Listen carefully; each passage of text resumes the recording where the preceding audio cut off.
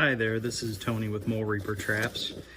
I just wanted to do a quick video basically showcasing the home defense kit, which is a kit that I've put together that I think is perfect for any homeowner that's having mold problems, or even maybe you own a wildlife control company and you're thinking about maybe adding mold trapping to your services. This is an excellent kit that can be built upon and for the future. So everything in this kit, if you're a professional, stuff that you will continue to use. It's not going to be, oh, that's a starter kit, we're just going to throw it out and buy some new stuff. No, this is stuff that you will build on and be able to expand and build onto it. So what I'll do is I've loaded this box. Basically, this is exactly how you'll receive it from me. And I'm gonna do just a quick unboxing, and I'm just gonna go over what's in it.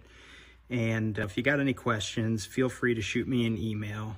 But without further ado, let's go ahead and open it. So when you initially open it, you'll have a little pack here that'll have your a packing slip in it, some stickers, and this is a little razor knife. So I used to ship them with a blade in there. I don't anymore. I just don't want to be liable for any issues. So you just simply pull back on this and you can slide a blade in there and then close it. And then this will allow you to lock it in the open position or closed. Depending on what blade you use, the tolerances on the holes on the blades are a little different. So you may have to do a little bit of filing around this part to get it to be able to close fully. You'll see what I'm talking about when you play around with it. But as always, be careful, use at your own risk.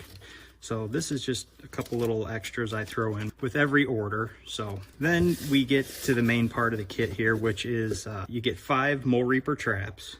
So we'll go ahead and take these out. You get 5 traps. You get 5 high visibility stakes. These are high quality plastic stakes, very bright, reusable. And also, nice thing about these is you can actually, when you're walking around the yard setting traps, you can just clamp the trap right on there and carry it around. You don't have to worry about putting your traps in a separate bucket or anything. So you get 5 stakes to go with your 5 traps. And then we've got some stuff here, rubber banded together. You'll get your trigger pan stops, which I'll show you how to put those on in just a second. You get setting tools. I'll do just a quick demonstration on how these work, and using these is 100% recommended all the time. You may have the strongest hands in the world, but you're just going to get a better set if you use the setting tools. And then we've got tunnel cleanout, basically just a long-handled spoon. I'll kind of explain what we use that for. And then you get a Hori knife, which is basically just a tool that a lot of mole trappers use to dig precision openings into mole tunnels, and it helps eliminate over excavation. Due to the narrow blade design, you're not gonna have a very large excavation. We're talking smaller excavations for these mole traps. So this is a perfect tool for that if you gotta cut through some roots. This one, they're not very sharp, which I prefer. I run mine, I never sharpen mine. I leave mine pretty dull. That way I don't cut through or poke irrigation lines or dog fence wire. So I like it a little bit on the duller side. It's up to you. They can easily be sharpened in probably 2 minutes, but I basically just run it as is.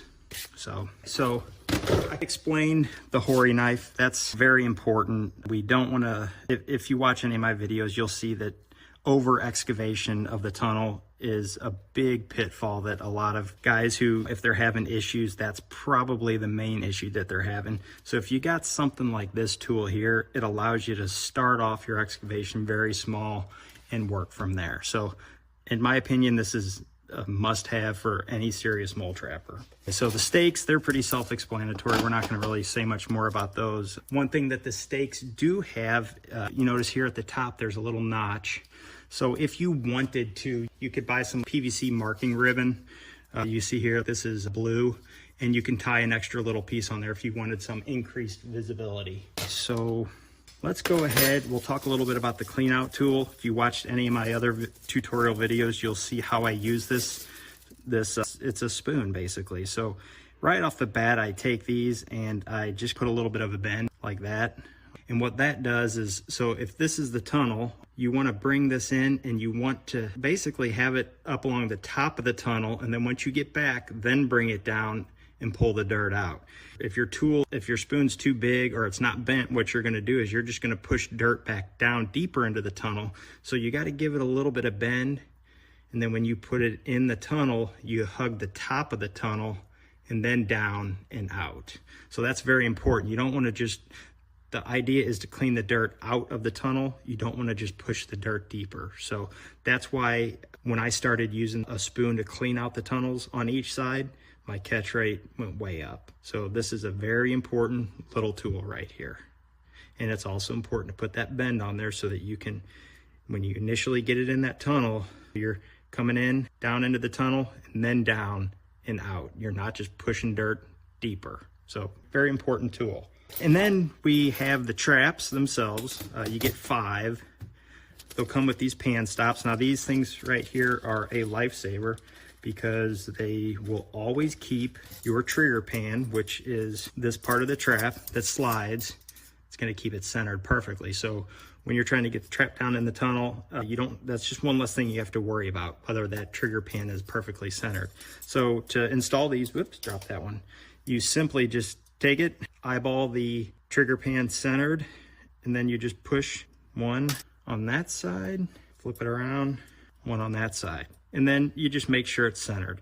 If it needs to go this way, you can actually use the trigger pan as leverage to pull the little spacer over, or if it needs to go that way, you can do that. But you want it pretty well centered. It doesn't have to be absolutely perfect, but that'll keep that trigger pan from moving side to side, which makes setting it a lot easier. So guys that are hard on their traps or do it full time, it's not a bad idea. I run 2 on each side, and it just makes sure the trigger pan stays where it's supposed to. Homeowners, 1 is more than enough. So that's that. So those are the trigger pan stops. Definitely worth it. So got the traps, the trigger pan stops. Let's talk about the setting tool. The setting tool is very important. So these traps we recommend using the setting tools with them.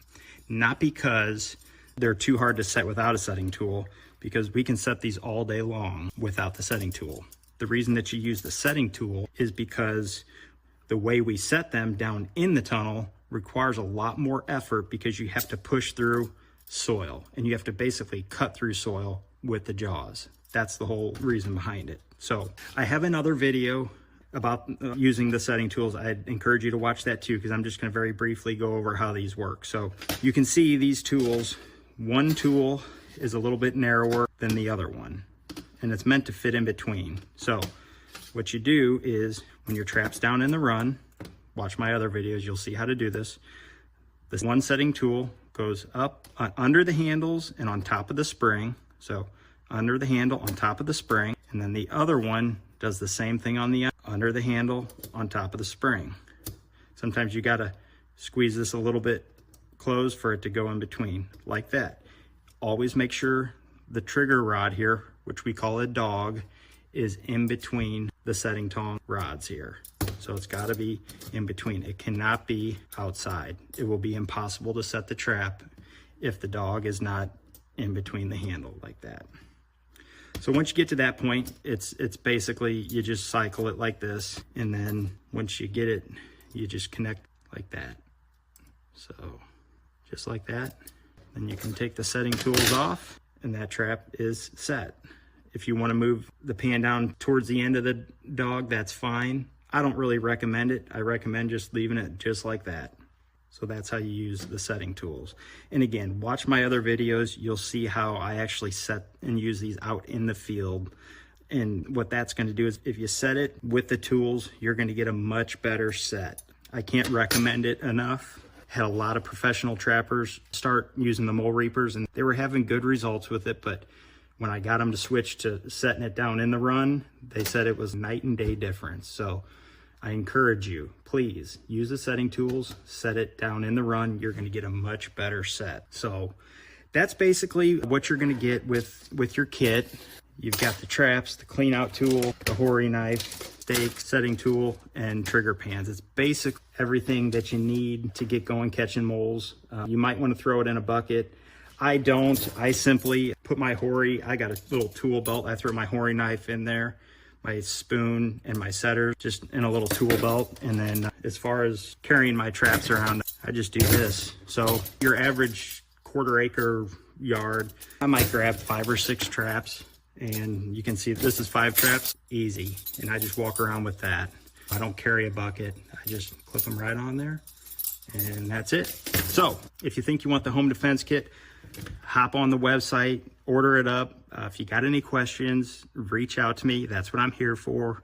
𝗨𝗃𝗄𝗃𝗃traps.com, and we'll get you taken care of. We'll get you catching your moles. Thank you.